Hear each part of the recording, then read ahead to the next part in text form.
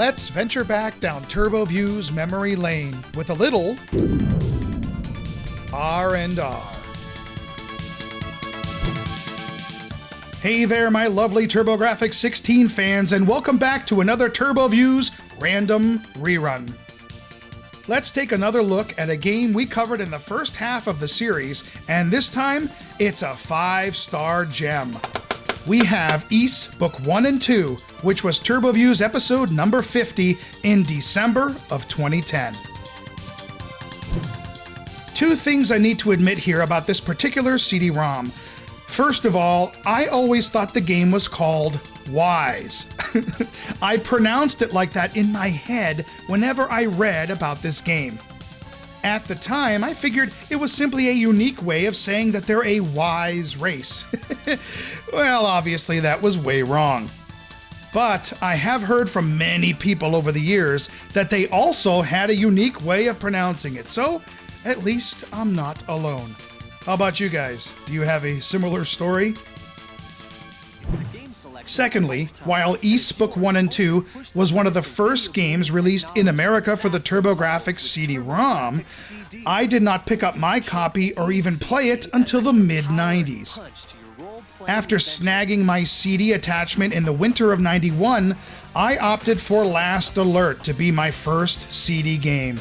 You see, the action/run and gun genre was something I truly enjoyed, and you know, I made the right choice for myself at the time. Although, quick side note, I couldn't play Last Alert for over a week because my CD console was broken right out of the box, and Toys R Us had to order me another one. But I digress. It looks like President Almond is imprisoned in a camp. I did not play Ys until I snagged the Turbo Duo console in 1994, something I did to basically have a spare console. Packed in with the Duo, among other games, was a copy of Ys. Unlike the regular retail release, however, the Duo version was sans box and put simply in a plain case with a white spine. Of course, it also had Turbo Duo printed on the disc. I saw this game advertised many times, but even though I enjoyed action RPGs, Ys just never ran across my path. Well, I was hooked almost immediately upon spinning up the disc. Of course, as soon as I finished it a couple of times, I ran off to try and find the third, Wanderers from Ys. Ys Book 1 and 2 is a compilation and enhanced remake of the first two Ys games released in Japan. So it was a double experience packed into one disc. While both books in the game are similar in look and feel, they each have different missions to complete and are of different lengths. The second book, in fact, is much longer than the first. Along the way, you need to talk to people, solve puzzles, find items and secrets, engage in combat, complete missions, crawl through dungeons, and gain experience. As if you guys didn't already know this. Well, it's a good one, and it has a really good story. You can tell that a lot of care was used when porting it to American shores. Now, the only sticking point for some is the combat, which is what I like to call bumper carring into enemies. You basically bump into the enemies to kill them. Yeah, it's weird at first, but you'll get the hang of it in no time. You know, I remember having friends over, and we would pass the controller back and forth, slowly chipping away at this game together.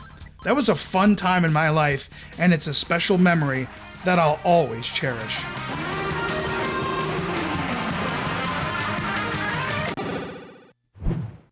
Anyway, there's a quick little look back at Ys Book 1 and 2. Thanks for joining me. Now stick around if you like, as we are going to roll the original review to finish off this video.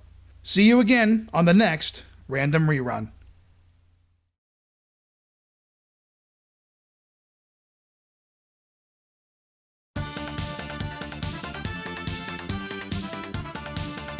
Ys Book 1 and 2, one of the first American Turbo CD-ROM games, also packed in years later with the Turbo Duo. Both were identical, except the Duo version had a generic white case with Turbo Duo imprinted on the disc. Now the numbers 1 and 2 are pretty significant. Why? Because Ys Book 1 and 2 is actually a compilation and an enhanced remake of the first 2 Ys games released in Japan. In other words, this CD-ROM is actually 2 games in 1. Both are similar in look and feel, but they have different missions to complete and together combine nicely to provide one enchanting RPG. The game has an overhead view as Adol, who is kinda tiny, talks to villagers, solves puzzles, engages in combat, and gains experience winding his way to the end. Now, the storyline is a bit more advanced than, say, a shooting game. In fact, the manual uses the tiniest font size imaginable to fit it all onto one page.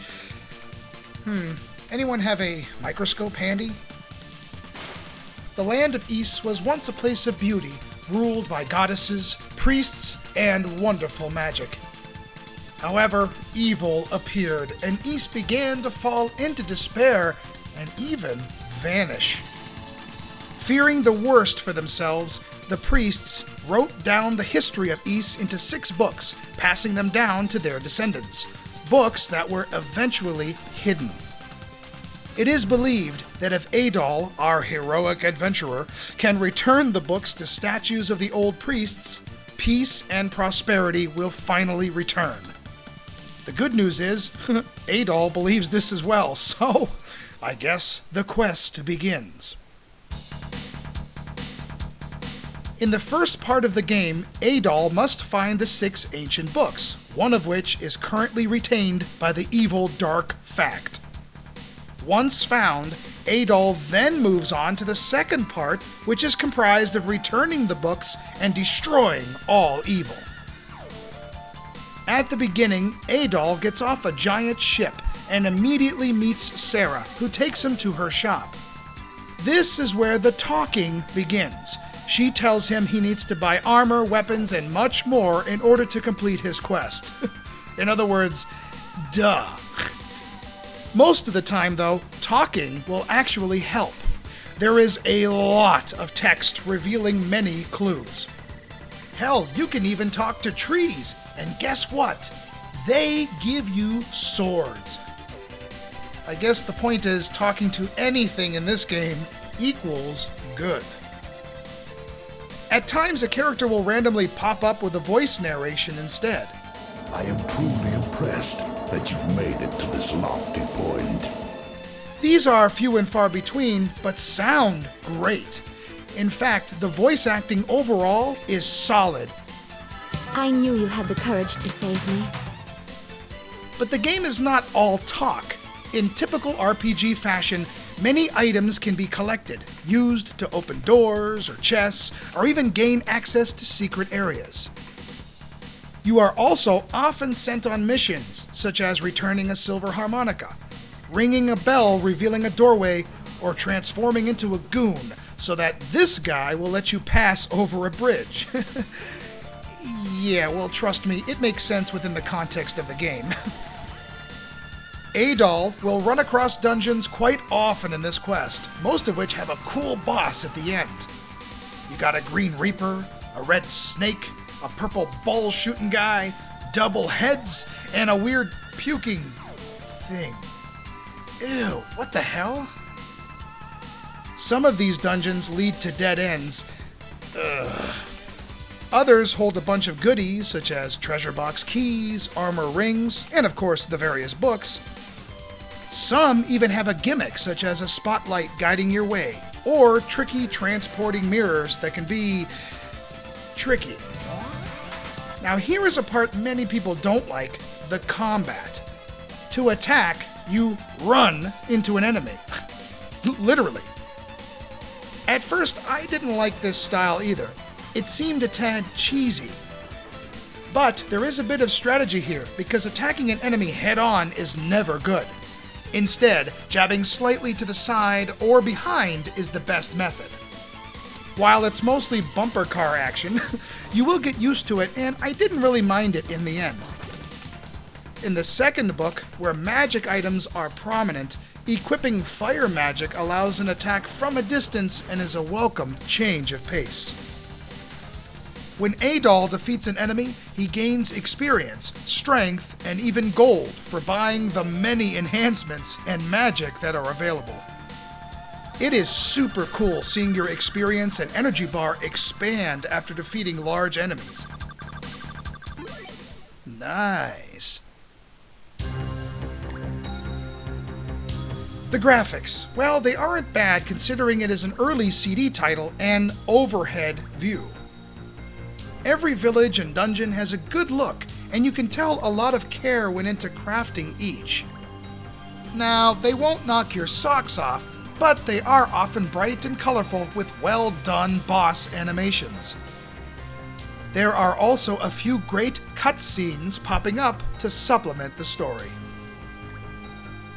The sound, well, I can honestly say this game shines in that department and has a very solid audio package. The music is fantastic and in many ways is pretty well known for this fact. Oh, the boss battle music.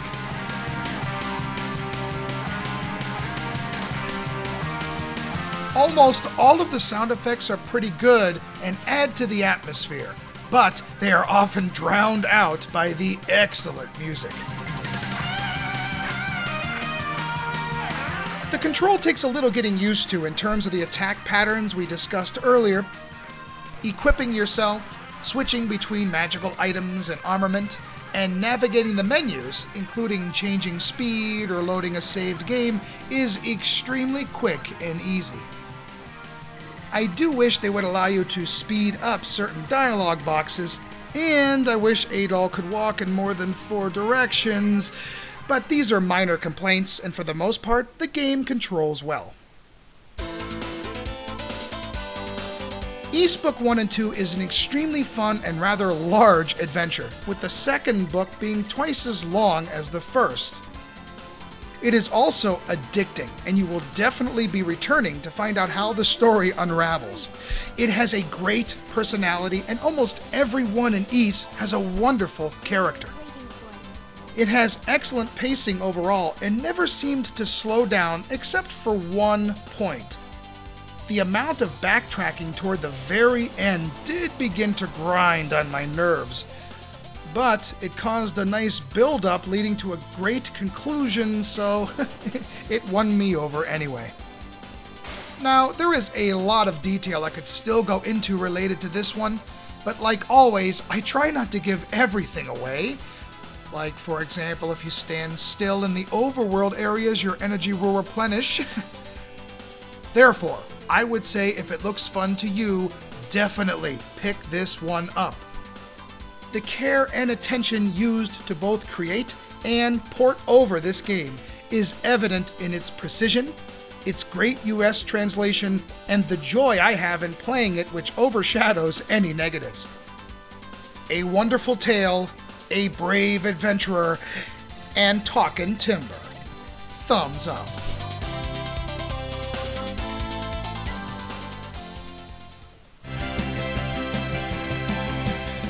Even after all these years, Ys Book 1 and 2 still stands up as a very strong action RPG.